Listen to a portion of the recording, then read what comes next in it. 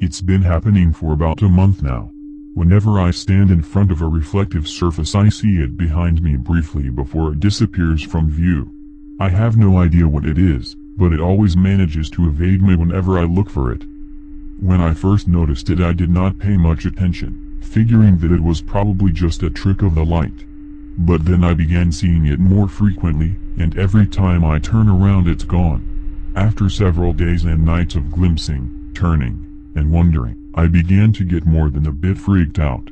Now I know it's no trick of the light or my imagination. Something is there in every reflective surface I look into. I once even feared going into the bathroom or looking out a window lest I see the bright eyes and slinking form peering at me again from its dark corner. Even when I close the bathroom door or move something in between myself and a window, I can still feel it there watching me. No matter how much I try to avoid or ignore it, I always know it is there, seemingly waiting in the shadows for the perfect moment to strike.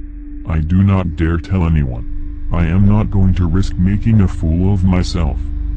For the first couple of weeks I lived like this, with constant paranoia and an almost irrational fear of my reflection. But eventually I realized that whatever it was, if it wants to harm me it would have already done so. After a few days of relaying this reassuring fact in my head each time I stepped up to the bathroom mirror, I begin to treat the sightings as though it is as mundane as a pigeon. Now I am at the point where I sometimes talk to it. "Hey there, buddy. Have a good night's sleep?"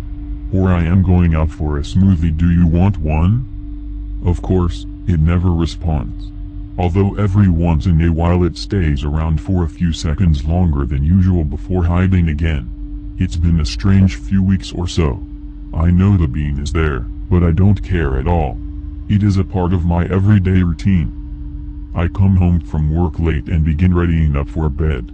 I step into the bathroom, not even bothering to glance into the mirror as I get my toothbrush and toothpaste out. I am just raising the brush to my mouth when I look up at the mirror and freeze. There it is. It is not hiding behind the door in the edges of the shadows as it usually does. No, it is right there standing in the doorway.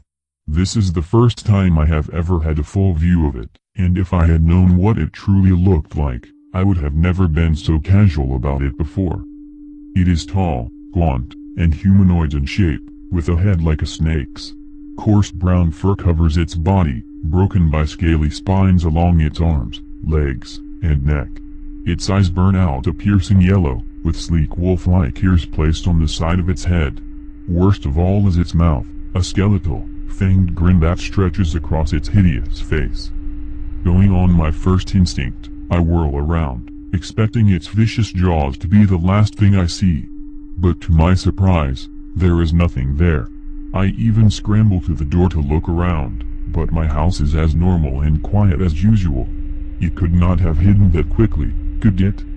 I turn back around and give a short scream as I see it now standing directly behind me, its long, black claws raised up above my shoulders.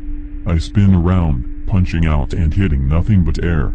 My heart pounding and my mind in a panic, I look back at the mirror again, not knowing what to expect. Then it happens.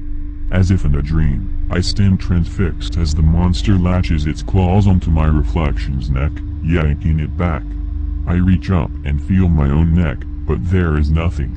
No pain, no grip. It's as if I am watching a horror movie in my mirror. My reflection kicks and flails about frantically, its face a mask of pure fear and agony as the claws dig deeper into its shoulders and the beast begins pulling it out the bathroom door. In a sudden burst of uncanny protectiveness for my own reflection, I whirl around and slam the bathroom door shut, hoping that it will halt the creature. But when I turn back, the door in the mirror is still open, and my reflection is now desperately clinging to the door frame as blood spills down its body. I can never describe the sheer horror of seeing yourself, even just a reflection of yourself, being brutally attacked and not being able to do anything about it.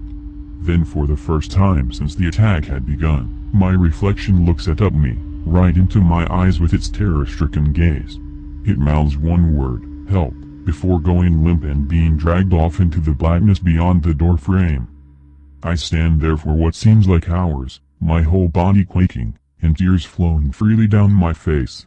My mind is totally numb as I gaze into the empty mirror. I have no reflection,